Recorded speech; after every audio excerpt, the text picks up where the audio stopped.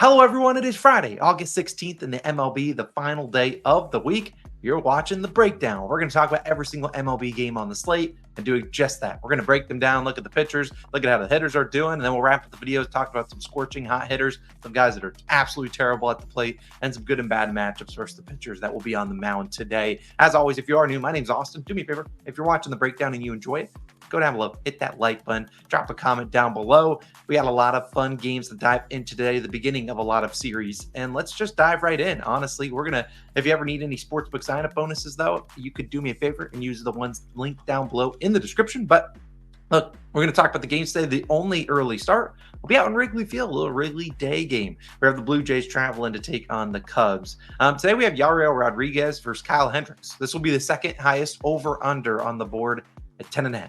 Now, typically when you look at that in Wrigley Field, you would imply that the weather will be against you. If you're taking an under, you're going to probably see the wind blowing out. Now, Kyle Hendricks, obviously his 6.6 ERA leaves a lot to be desired. I do want to note, I don't have the exact stats off the top of my head. The ball, it typically does not fly out of Wrigley as much during early day games than it does at night games. I don't know why it is. Maybe it's just the wind and how it goes. But not sure I'd want to lean on an under here. Obviously, it's 10.5 set high for a reason. Personally, it's just going to be a game that I'm going to avoid. I don't like betting on Cubs games. They never do anything that I want when I bet on them. And then the Blue Jays, you just never know what you're getting from them. And they got Yariel Rodriguez. I don't think he's too good. And then their bullpen has been better lately, but still not great. Obviously, the Cubs haven't been able to get those timely hits, but I'm willing to bet that they'll come against Yariel Rodriguez and the Blue Jays bullpen at some point in the series. Again, these are two teams that I haven't really bet on a ton. Two teams that honestly don't have a lot to play for these days. They're not going to make the playoffs. And if they're still trying, just hang it up. You ain't making it. But again, not a game I really want to touch. An early game, I hate starting the day 0-1. So I'll just go to the night games where we see the Nationals take on the Phillies. Obviously, yesterday, the Phillies put a pounding on the Nationals. They put up, 9 or 10 runs, almost all on Mitchell Parker, Weston Wilson hitting for the cycle. Phillies might be back. Maybe they figured things out. So they got Patrick Corbin going on the mound. Today was the first time that in a non-Coors Field game where I saw a first five team total at 3.5. That's what the Phillies is today. Not a surprise. Patrick Corbin has a 3.5 earned runs line. Aaron Nola will go on the bump for him. The Nats, I don't expect them to win this game, but they've been sneaky decent with their bats. They actually have a pretty decent splits against Zach Wheeler. Don't know how their splits are exactly against Aaron Nola. Obviously, the Phillies have been red hot against lefties, and their offense is finally starting to figure things out. I don't mind maybe the Phillies on the run line here. I think Nola can hold things down and give you some length to avoid having to go into that Phillies bullpen. Nats, obviously, they can put up some runs, but the Phillies are just swinging super hot bats, especially against lefties, and they're facing the worst lefty arguably in the league in Patrick Corbin.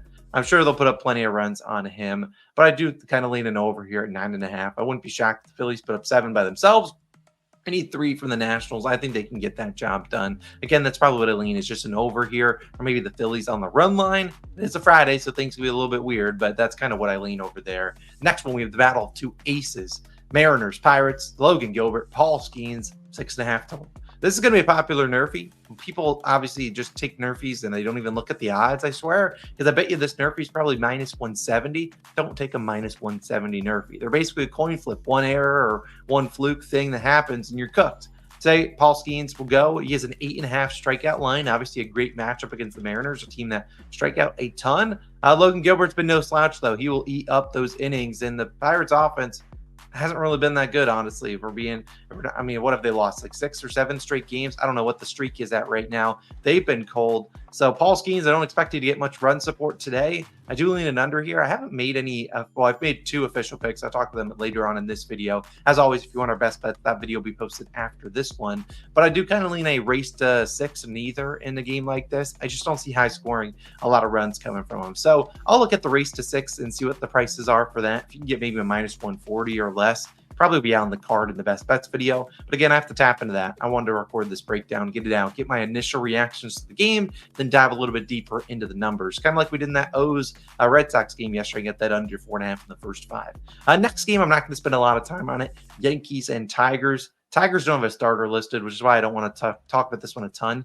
You have Garrett Cole making his 3rd start back from, his little, body fatigue thing. He's pitched well, though, in the last 2 starts. Tigers have been better against righties. It's hard really to say that, though, given that if you just remove that one game where they put up 15 runs on George Kirby, we're looking at numbers in the low 20s for the Tigers offense. Obviously, Kerry Carpenter's back. He's a really important bat for their lineup. Hopefully, Riley Green is back, too. I think he's taking BP and things like that. Obviously, the Yankees have been red hot against righties. Do I know if they're facing a righty today? No, not really. That's why I can't give you a hard lean here, because I don't know who the heck's starting for the Tigers. If it's a lefty, I don't maybe mind taking the Tigers on some +1.5 or something like that. But again, I'm not going to touch anything here because I don't know who's starting for the Tigers today. Couldn't find any notes out there, so we'll just avoid that game altogether. Royals and Reds is our next game, a 9.5 total. Michael Lorenzen versus Nick Martinez. Now, I do want to note Nick Martinez has quietly been pretty good for the Reds. We backed him in his last start against the Brewers, another red-hot offense. He quieted them. Guy that relies a lot on soft contact, and I think a guy that can do that against a team like the Royals should have some decent success. On the flip side, Michael Lorenzen, he stinks. I'm not gonna lie. I think he deserves like a 4.5 ERA. He just walks a lot of guys. If the Reds can be patient with their at the plate, they'll have plenty of chances against Michael Lorenzen. He either throws it in the middle of the plate or he'll walk you. I don't know how his ERA is still in the 3.8, but I bet you it's above 4 by the end of the season. Reds are starting to swing hotter bats. I normally only ever trust them at home. The one thing that shocks me is the Reds are pretty sizable favorites, -145. To me, that makes me think Lorenzen is not going to pitch well at all, and they actually are giving Nick Martinez a little bit of line respect. I mean, heck, the Royals have not been a good road team, so not a shock to see them underdogs. If you take out their games against, the White Sox and Tigers, they really haven't been a great, above 500 ball club this season. So I do lean the Reds on money line here. I just don't know if it's worth laying -145. So this again, maybe a game I'll look at some props here. Probably not a game I'm touching a ton of. Again, I don't mind fading the Royals on the road. I don't mind it at all. They just have not been a consistent road hitting team. And we saw that all in that Twins series. Wouldn't be shocked if Nick Martinez pitches well once again. This is the line of the day that makes no sense. D-backs and Rays. Now you have Ryan Nelson going against Ryan Pepio. Battle of the Ryans. One of them spells it right. One of them spells it like you know what, donkey. But you have a 7.5 total. It's not Ryan Nelson's fault that his parents spelled it Ryne. But why are the Rays favored here? Look, I would take the D-backs. The problem with it, because the Rays have just been terrible. Eventually, the Rays are going to figure it out. I mean, you go down to the bottom, you see their batting average versus right into pitching, and their batting average versus runners in scoring position. Eventually, they're going to figure it out. But I think at this point, if the Rays are going to be favored or in any game, it's got to be low scoring. So maybe a race to 6 or 7, neither. Not a terrible option. I just don't see. I mean, look, if the Rays are going to get smoked here, they're going to get smoked. But I just don't see the D-backs being free money given how good they've been recently. I don't know, man. This game just sticks out like a sore thumb. It stinks. It stinks to high heavens. Pepio's been good, though. I do want to note that, coming back from injury, but he's been good. And their bullpen's been locked down. Ryan Nelson's all right. He's not, the best pitcher in the world, but going up against a Rays offense that can't hit anyone, I do lean more of a lower scoring game here. I don't really like taking 7.5 unders, but if you can get like a race to 6 neither, I think that has a better chance of hitting, because maybe you get a 5-4 final score that would be going over the 7.5, but your race to 6 neither would cash. So maybe something you want to take a peek at. Next game, scene of the crime, and man, I'm going to kill the Red Sox, man. Red Sox Orioles. We got Corbin Burns going against Cooper Criswell. It's square, but give me O's -1.5.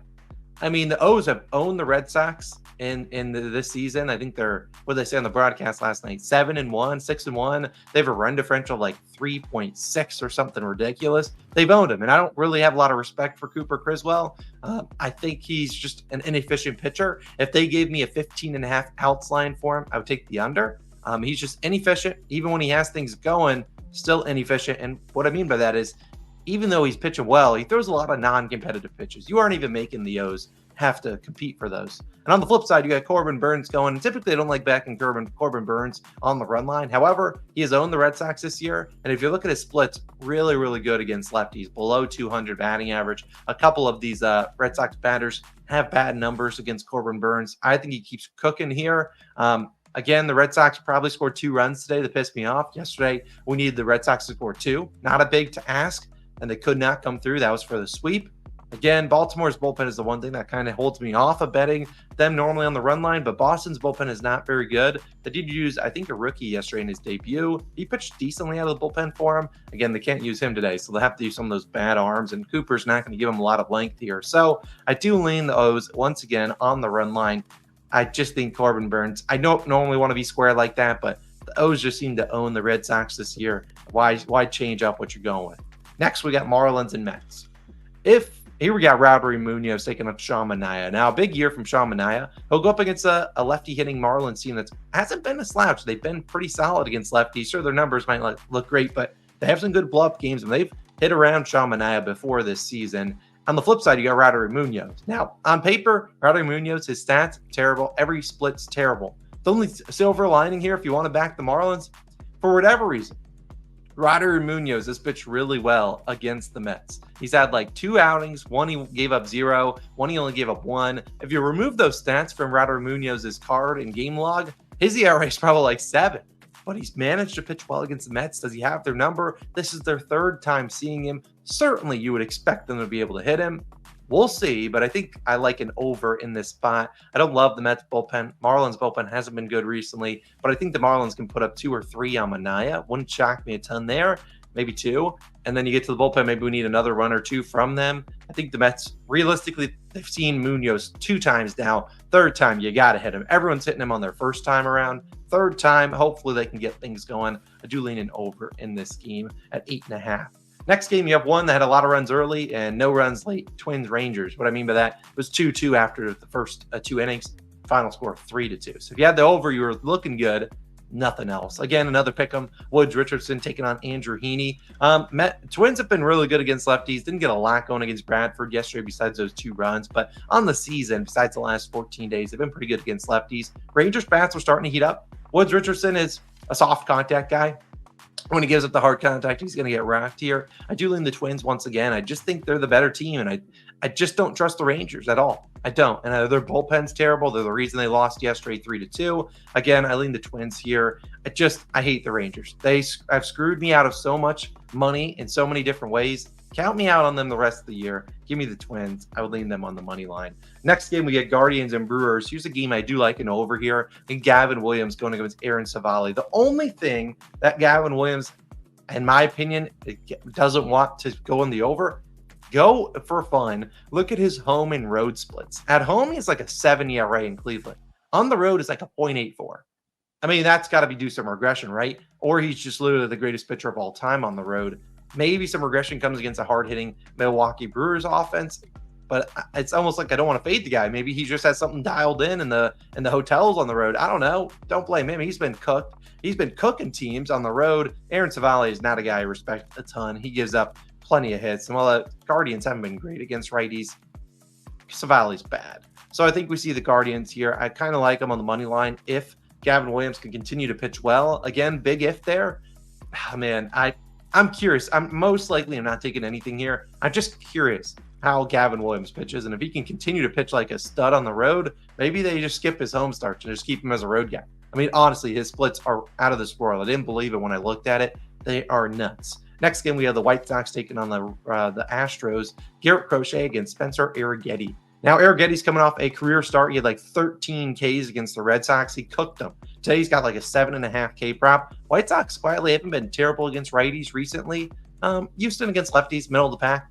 Houston's just not a team that's really swinging like super hot bats. They get you some runs, but it's like not inspiring. Obviously, you have the bullpen advantage going to the Astros here, and I don't really have any defining evidence to back the Sox here, but I think they could honestly get some runs on Arrighetti. I think people are he's looked too good in his last start, and sometimes when they look too good, you just fade them in their next start.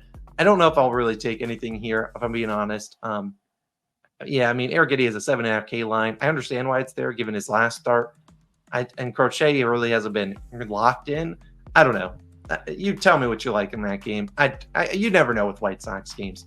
Next one, we have Dodgers taking on the Cardinals. I really wish we had a starter for the Dodgers because that would make me lean over or under. I think Miles Mikolas is absolutely terrible. And if you want to back some guys on the Dodgers to go for bases, go for it because Miles Mikolas throws it right down the middle of the plate and you could be able to do something with it. Shohei Ohtani didn't have a playable bases line. He's like minus 150. I'm not touching that, but Again, Miles Michaelis is legitimately throwing it right down the middle of the plate. And if he doesn't walk you, so that's why I like base props for him, you just have to be able to hit the ball. And if you can hit it, he'll put up runs on Miles Michaelis, and I think that they'll be able to do just that. The problem with backing some overs here is I don't know who the heck starts for the Cardinals. Now, obviously, the Cardinals numbers down below, if it is a righty, they've not been good. But eventually, that offense is better than what they've done recently. Coming back home, maybe they figure things out here at home. So I do like an over here. I think the Cardinals bench finally show up. But again, can't really predict what happens because I don't know who starts for the Dodgers today. But I do lean an over in this game. I think the Cardinals could put up maybe 4 runs here, depending on who starts. And honestly, the Dodgers could have up 7 or 8 against Miles Michaelis. He is that bad. So again, I lean an over in that game. We only have 2 games left on the card. We're going out to San Diego. Or not to San Diego, but San Diego Padres in Colorado, and Coors Field taking on the Rockies. This is the scene of one of my picks, actually 2 picks, but I don't really want to talk about it here because I'm going to talk about it in depth in the best bets video. But I'm fading Matt Waldron a little bit. You'll understand it if you watch the best bets video posted after this one. Matt Waldron, Cal Quantrill. A couple Padres have bad splits against Quantrill, so maybe if you want to step in front of a buzzsaw, back Quantrill to pitch decently.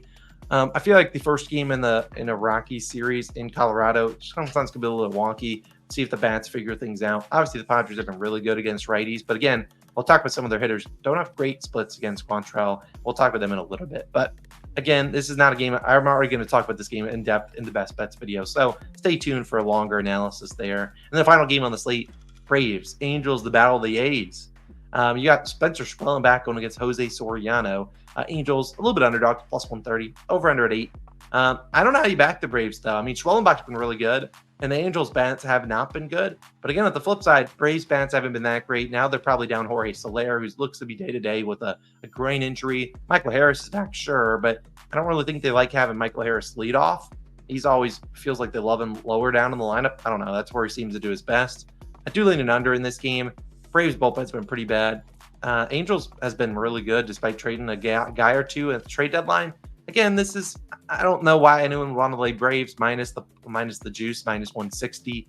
I don't really want to back the Angels here. Kind of leaning under in this game, if I'm being honest. And then finally, we wrap up the video, talk about some hot and cold hitters. Hot hitters are a lot of household names.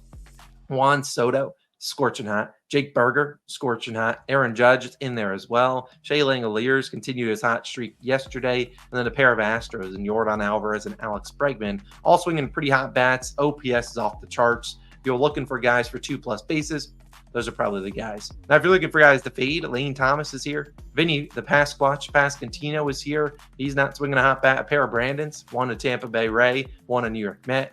Kyle Schwarber and Luis Robert Jr., 2 guys struggling. Schwarber did have his grand slam, but outside of that, hasn't done much the last week. And Luis Robert Jr., that man looks like he's ready to go to Cancun. I think he's been ready for about 2 months now. Finally, we'll look at some good and bad matchups. And actually, the good matchups are a pair of teammates on the same team, going up against the same pitcher. We have Freddie Freeman and Shohei Ohtani, good splits against Miles Michaelis. And then you have Kyle Schwarber and JT Realmuto, good splits against Patrick Corbin. Again, I expect some runs. Maybe Kyle Schwarber's cold streak ends today. We'll see. But I expect, obviously, the Phillies to put up some runs. So do the Bucks. They have his earned runs line at 3.5, which is pretty dang high. And it's juiced on the over, which you never see. Next, we finally wrap up the video with some bad hitters, some bad matchups. I talked about a pair of Padres in here, Luis Arraez and Manny Machado.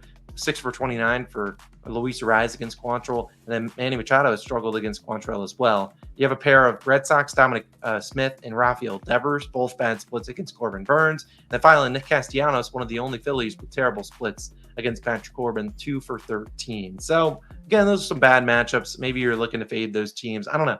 We'll see. But as always, I appreciate you guys for tuning in. This is another episode of The Breakdown. I will not do them on the weekend, Saturday and Sunday, but I hope you guys enjoyed a ton. And I will see you guys back on Monday with another episode of The Breakdown. Again, not sure how much longer these will continue, but I will obviously continue at least until the NFL season begins. I focus a lot on the NFL. If you want to go check out some NFL futures, I've been posting a few plus 1200, some unders and things like that as YouTube shorts. Go show them some love. I will link them on the screen. You can go watch those and see what NFL futures I'm locking in. Most futures I'll be playing for 1 unit, unless they're like a long shot. Maybe I'm playing for a quarter unit. So you guys have a wonderful day. Go check out the best bets video when it is live. I'll link it on the screen. We're gonna have a big card today, so stay tuned for that. It's a Friday. Let's have a day, and I'll see you guys back again tomorrow, or back in the best bets video tomorrow. No breakdown. See you guys in Monday for my breakdown only, people. If that's you, I appreciate you. Catch you later. Peace.